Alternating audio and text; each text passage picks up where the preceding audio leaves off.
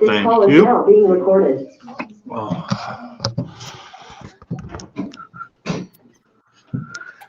Put those up or they're mine. Today's chapter is super cheerful. Megan Mercury.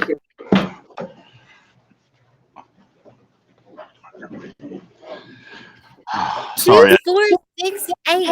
Who do we appreciate the seasons? Not fall, winter, spring, and summer. I meant football season, basketball season, and lacrosse season.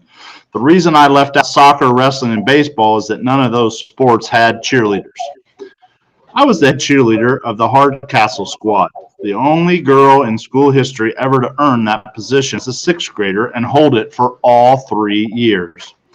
I wrote our cheers, I choreographed our routines, and when someone had to do a flip off the top of our human pyramid, that was me too. I loved cheerleading because it was so positive. You cheer for something, not against it. We were even positive toward the opponents who were grinding. We were grinding in the hamburger. Our squad always had a good efforts. Or we are proud of you too. I made sure of that.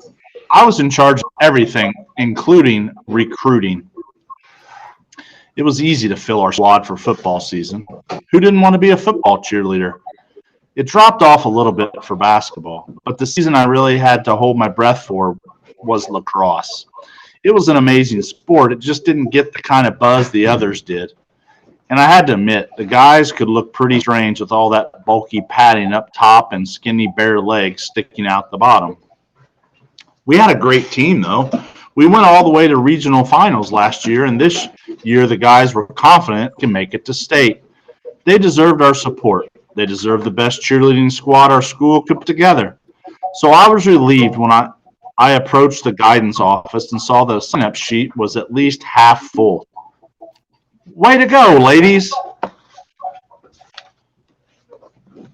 Taggart, our star middle fielder, was standing at the bulletin board checking out the names. I flashed him thumbs up, and he responded with a confused expression. The squad, I said by the way of explanation. We must have at least 9 or 10 girls. Yeah, but who's... Hashtag pointed to the last name on the list. Noah Euclid. I frowned. Never heard of her. Maybe she's new. Isn't Noah a boy's name? Not always. I replied. I went to camp with a girl named Noah, but come to think of it, she spelled it without the H. I'll ask around. Somebody must know her. I turned out to be wrong about that. Nobody knew a girl named Noah Euclid. I asked all the other cheerleaders on the sheet and came up empty. Whoever she was, she didn't sign up with one of them. I widened my search. There were 900 kids at our school, but I was pretty connected. If the head cheerleader wasn't at the center of things, who would be? Hashtag was asking too, and he knew everybody, or so I thought. He reported back to me none of the guys had gone out with the girl named Noah. She wasn't anybody's kid's sister. We were beginning to think that somebody had put the name on the sign-up sheet, a hoax. I began mentally choreographing routines for a 9-person squad, confident that the 10th name on our list was a ghost. And then, one day, Daniel Nussbaum approached me, a goofy grin on his face. I hear you're looking for Noah Euclid. This wasn't a cheer positive thought, but you didn't stay popular for 3 years by hanging out with the likes of Daniel Nussbaum. Still, I was sucked in by the possibility that the Euclid mystery might have an actual solution. You know her? The grin widened. Yes and no. Follow me.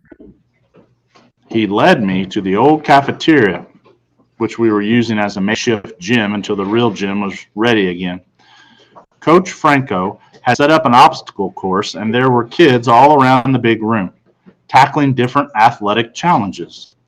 Daniel elbowed me in the side and nodded in the direction of the vaulting horse, the first station in the course. This skinny, round-shouldered kid I didn't recognize burst over the starting tape, hit the springboard, and launched himself into the air. He got about an inch and a half off the floor and slammed face first into the obstacle. He tried 2 more times before the coach took pity on the poor guy and boosted him to the top. But as he was crawling across it, he overbalanced and slid down the side to the mat. Go around it. Coach Franco rasped. Wow. I breathed, watching as the kid tripped over every single tire he was supposed to run through in the next part of the course. Who's that? Daniel beamed at me. That would be Noah. But I honestly thought my head might explode. that's a boy. They have guy cheerleaders too, you know. Yeah, but we don't. He shot me a disapproving look. That is sexist. I was babbling. I mean, we never had guys before. Why would he want to join an all-girls cheerleading squad? You and I might not be smart enough to understand. Noah Euclid is gifted. What's his gift? I demanded. An internal gyroscope set on random? Daniel laughed appreciatively. Good one. My stomach twisting, I watched Noah take on the rest of the course. He knocked over orange cones. He knocked over garbage cans. He even knocked over a couple of guys who were trying to pass him from behind. But that wasn't the worst of it. Sure, he couldn't overcome the obstacles, but what was really horrifying was the way he ran between them. Headlong, flailing, all 4 limbs moving in different directions. He looked like a spider that fell into the toilet and was swimming for his life. I'm sure we've all seen that before. Daniel was laughing now. Lots of luck explaining this to the lacrosse team. This isn't over yet, I said grimly. As I stormed through the halls, 6th graders scrambled to get out of my way. Be positive, I reminded myself. We cheerleaders were trained to keep smiles on our faces at all times. Even if a meteor fell out of the sky and flattened a field in the middle of our routine. But this was much more serious than that. My destination, Mrs. Torres, the cheerleading coach. She taught science for her regular job. She left her class in the lab, and I confronted her in the hall. What's so important, Megan? There are 7th graders with Bunsen burners in there. Mrs. Torres, someone named Noah Euclid signed up for the lacrosse cheerleader sit down, and She held up her hand like a traffic cop. say no more. I know all about Noah. Just because we've never had male cheerleaders before doesn't mean they're not eligible. Those are the rules. Everybody is welcome to join any club or team. No exceptions. I don't care so much that it's a boy.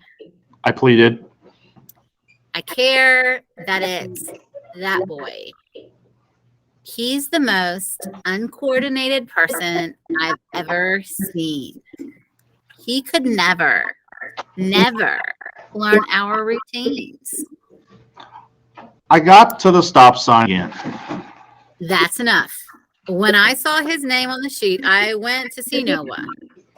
Not your typical 8th grader, I'll grant you, but I think he could be good for the squad. Good? I choked. How? To be honest, when I met him, I was planning on talking him out of it. Instead, he wound up talking me into it. He wants to be a cheerleader out of pure school spirit. That's something we don't see enough of these days. It might help some of the girls to cheer alongside someone who isn't just doing it for the glory of being a cheerleader, for the attention, for the cute outfit. That made me bristle. No offense, Mrs. Torres, but that's a little insulting. Some of us take cheerleading seriously. It's not about the outfit. I mean, the outfit is pretty cute.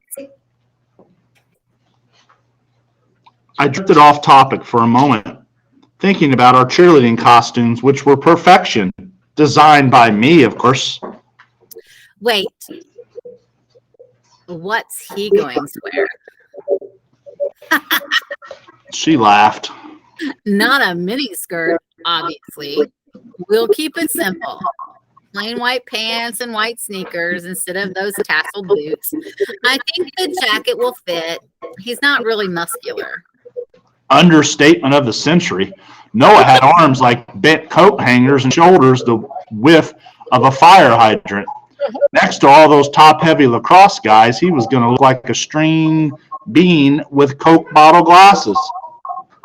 Everybody's going to laugh at us, I predicted mournfully. Her expression turned disapproving. You've just illustrated exactly why we need Noah on our squad. It's fine to impress people, but it's not fine when you start trying to weed out the people you don't think are impressive enough. If you're such a good choreographer, develop a routine that suits his style. His style is falling down and wiping out everybody around him. I protested. One thing about Mrs. Torres, she expressed her anger by becoming extra quiet. Well, Megan, if you can't hack it, I'll accept your resignation as our head cheerleader. That shocked me a little, but I kept my cool. There was no way Mrs. Torres was going to kick me out. I was the best cheerleader to come around this place since the legendary squad that inspired me to become a cheerleader in the first place. It would take a lot more than Noah Euclid to change that. Stay positive. I coached myself. I wasn't anti-Noah. I was pro-squad, which meant I couldn't let that clumsy little twerp make us look like idiots in front of every lacrosse fan in the county. It was time to bring out the heavy artillery. Pick this up. Because the next one's 10 pages. Yeah, probably. Yep. Okay. So tomorrow we have the super athlete #taggart. Looks good. #taggart. We will wow, we have a whole half hour left. Corn, beef, and hash. Ew. Bye. Okay, bye. It's a little bit. Oh.